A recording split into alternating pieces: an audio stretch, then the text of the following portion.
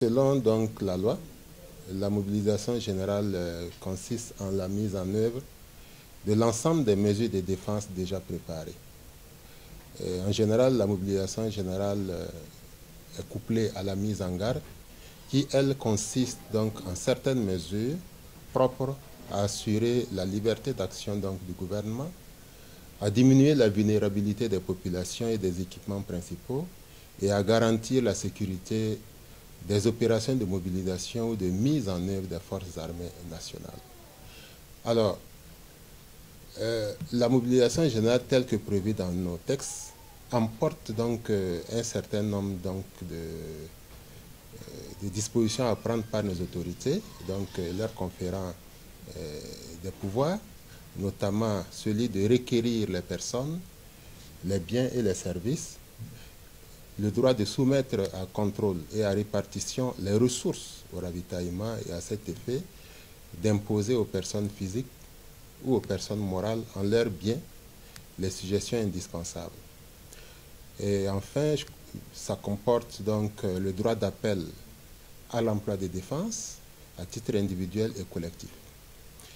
Et se référant donc à ce cadre normatif, je dirais que c'est un cadre constitutionnel qui donne plus de pouvoir, plus de prérogatives au gouvernement de susciter, d'organiser et d'orienter les moyens en vue de faire face à un péril, en l'espèce, pour ce qui nous concerne, le péril terroriste. La mise en œuvre donc de la mobilisation générale et la mise en garde vient d'être adoptée par le Conseil des ministres. Je dirais qu'il y a un ensemble donc, de mesures qui doivent être prises et le décret donne compétence à certaines autorités gouvernementales de prendre des mesures telles que prévues dans le contenu de la mobilisation et de la mise en garde. Cela sous le contrôle bien sûr du Premier ministre. Et vous voyez qu'un certain nombre de mesures qui entrent dans le cadre de la mobilisation générale existent déjà. Et quand vous regardez, quand vous voyez ce que les autorités peuvent faire, donc ce que ça emporte comme conséquence, certains nombres de mesures sont déjà prises et pouvant entrer dans ce cadre.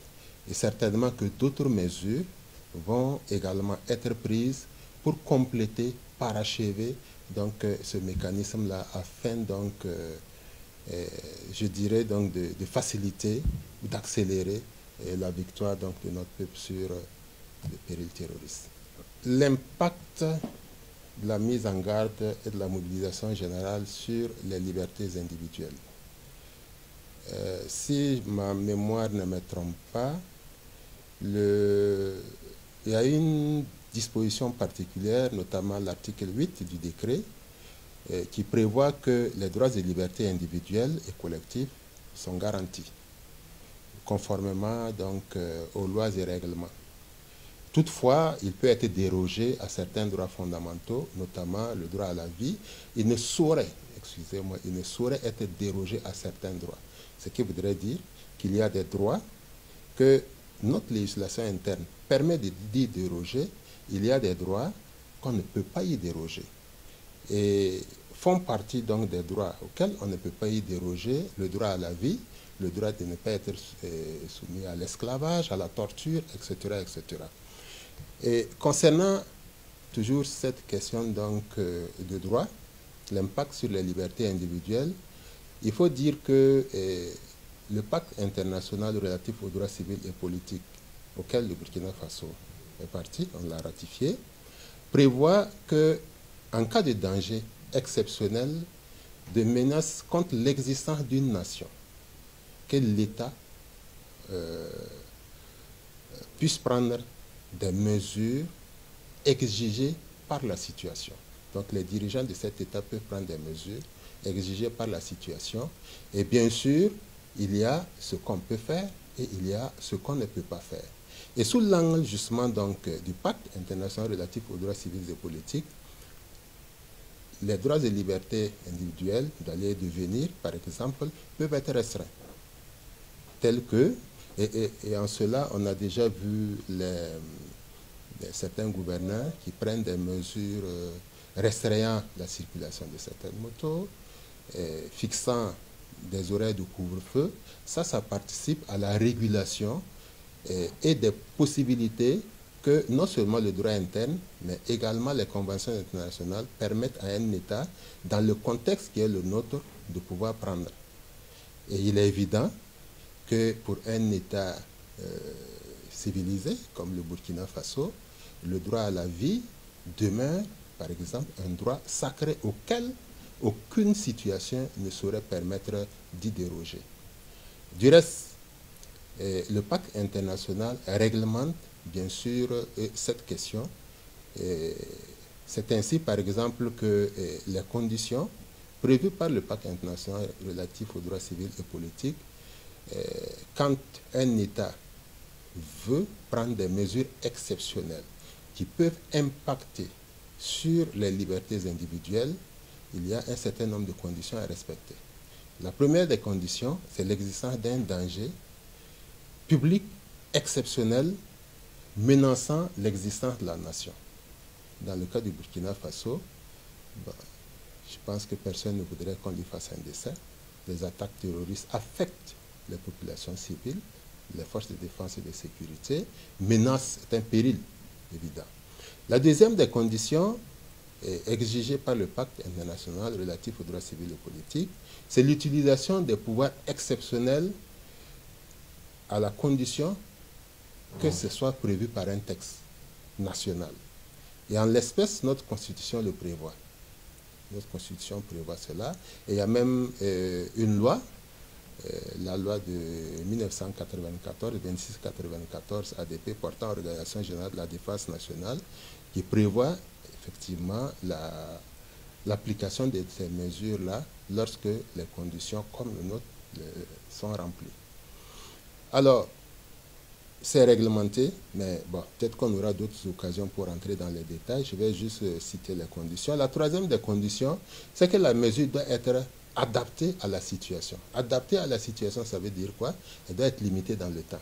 Bon, c'est ce que habituellement les juristes conviennent de dire quand on dit qu'une mesure peut être... Enfin, suivant bien sûr le cadre, une mesure adaptée, à savoir limitée dans le temps.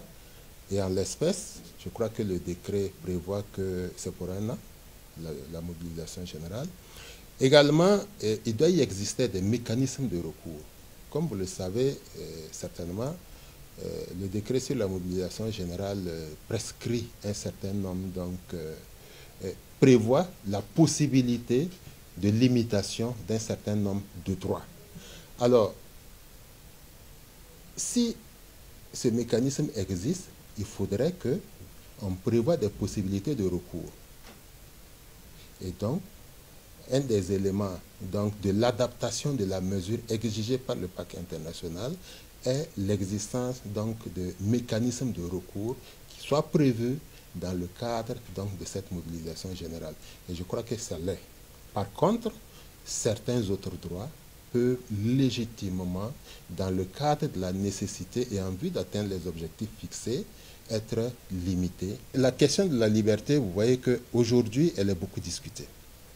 Il y a des pour, il y a des contre, chacun, bien sûr, tirant la couverture de son côté. Moi, ce que je dirais de façon plus pratique, c'est que la question, elle est très cruciale, parce qu'elle est controversée actuellement, même entre les Burkinabés. Mais pour ma modeste personne, je crois qu'il y a effectivement des craintes légitimes qui sont exprimées, ça et là, notamment ce qui concerne, je vais faire un clin d'œil à la liberté d'expression et de presse, mais pour ma part, je pense que toute raison gardée, ces libertés existent et elles devront toujours exister quoi qu'il arrive. Je pense seulement qu'il y a nécessité de réguler, et compte tenu du contexte, des enjeux du moment, et surtout en ce qui concerne le rapport de cette liberté avec la sécurité et les menaces contre la nation, contre notre pays en ce moment.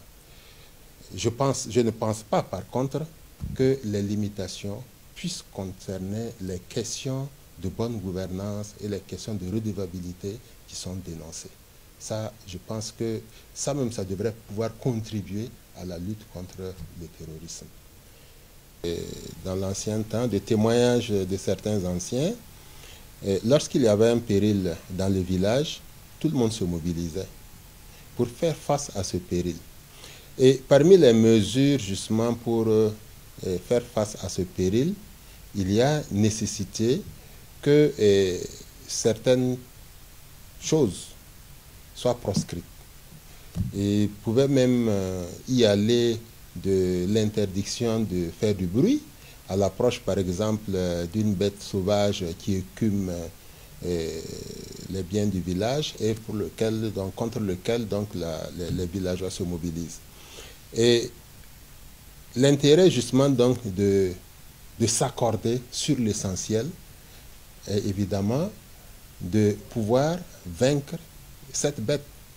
Que la moindre inattention, et je dirais le moindre bruit pourrait l'amener à s'évader, à s'enfuir, à repartir d'où il est venu, et puis peut-être revenir à un moment où il y a le moins d'attention possible, alors qu'ils étaient en veille, mobilisés pour l'attendre.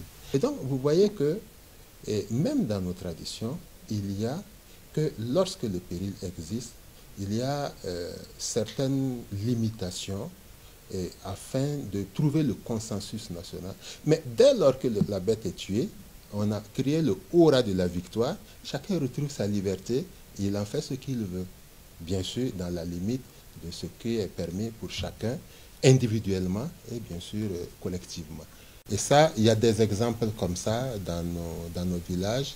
Il y a des témoignages qui foisonnent à profusion et qui témoignent donc de la mobilisation, de l'organisation pour éradiquer des fléaux, pour vaincre certains maux dans nos sociétés traditionnelles anciennes.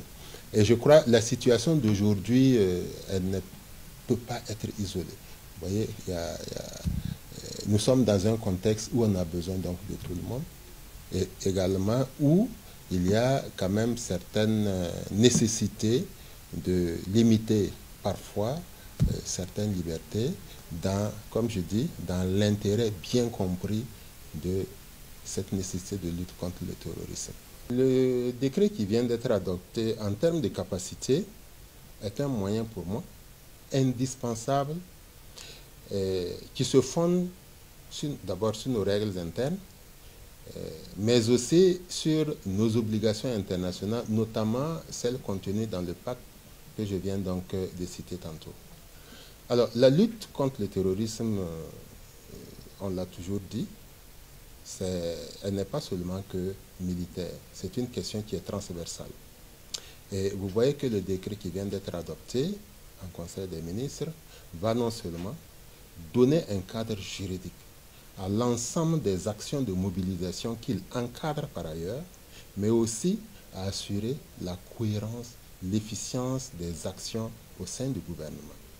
Je pense, pour ma part, que ce décret va renforcer et améliorer la transparence des mesures qui sont prises ou qui seront prises, bien sûr, sous le timbre de la nécessité.